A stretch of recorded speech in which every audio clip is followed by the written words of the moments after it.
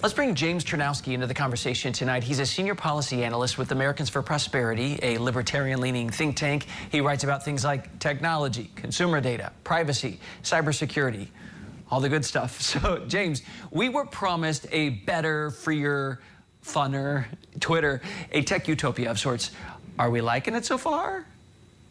I think the jury's still out on that question particularly, and I guess it depends on who you're asking as to how they feel about the experience on Twitter underneath Elon Musk's ownership so far. I guess a matter of taste and preference. So a few specifics here. The old blue check marks are being abolished, Elon says. You know, I'm not that attached to mine. You can take it, but a lot of people feel like it's a good way of knowing who's legit. Two-factor authentication via text is out unless you pay them money. You have to pay apparently now to show up in strangers' fees going forward, you know, if you're not already friends and followers. So is this truly about democratizing Twitter? Is this about money? What is this experiment really about?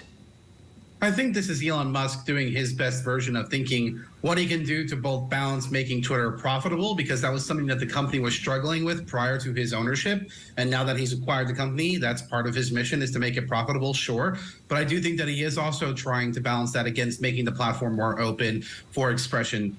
Just a minor point of clarification, at least on the two-factor authentication front, you can still use two-factor authentication on Twitter. It's just not for the text version. So like if you were using an app, that's totally fine and free and you can do that.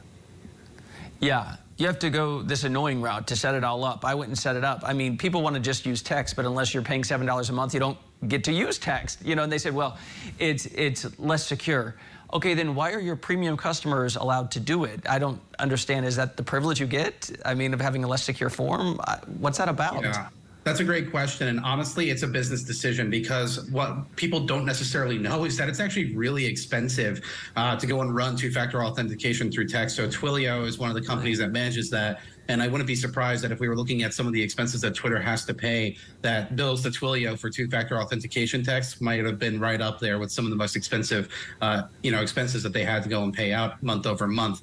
So that's just like one part of the conversation, and I think that him wanting to democratize the blue check in and of itself, that's to each his own. I think what matters more importantly is just like in terms of authenticity for brands that might be operating on the platform. That's pretty important when we look at the Eli Lilly controversy that happened when he originally tried doing it. So I think it's about trying to limit those kinds of incidents while also trying to encourage people to go into the subscription-based model. I see. Okay, yeah. Coming in, Musk was all about, we're democratizing this. It's not just the woke tech overlords who are telling us, who can be heard. But now, if I'm understanding this right, if you have to pay to show up in strangers' feeds that they can see what you're posting, a way to gain traction or spread a message or whatever, does that mean people with money do have the true advantage? Only those with resources get the bullhorn?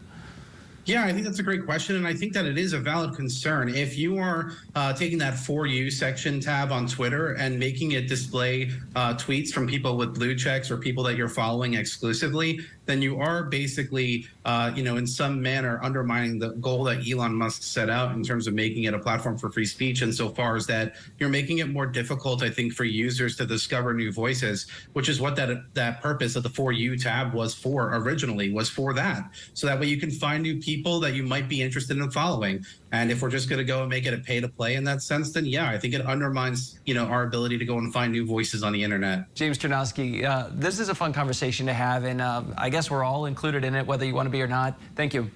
Thanks for having me.